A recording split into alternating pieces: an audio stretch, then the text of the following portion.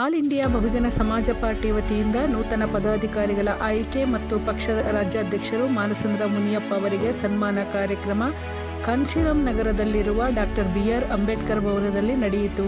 ಈ ಕಾರ್ಯಕ್ರಮದಲ್ಲಿ all India ಬಹುಜನ ಸಮಾಜ ಪಾರ್ಟಿಯ ರಾಜ್ಯಾಧ್ಯಕ್ಷರು ಮಾನಸಂದ್ರ ಮುನಿಯಪ್ಪ ಅವರು ದಾಸರಳ್ಳಿ ಮತ್ತು ಯಲಹಂಕ ವಿಧಾನಸಭಾ ಕ್ಷೇತ್ರದ ನೂತನ ಪದಾಧಿಕಾರಿಗಳನ್ನು ಘೋಷಣೆ ಮಾಡಿದರು.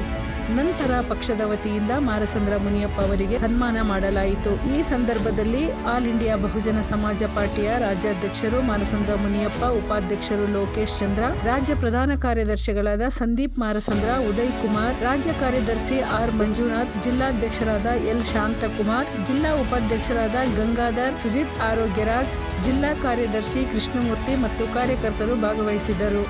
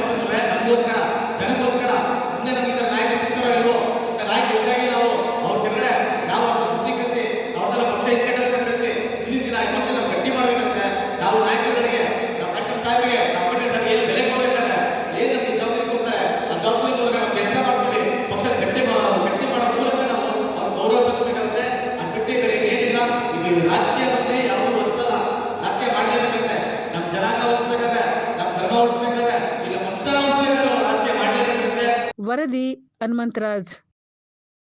ಮೆಂಡು ನ್ಯೂಸ್ ನೆಟ್ವರ್ಕ್, ಸತ್ಯದ ಕನ್ನಡಿ.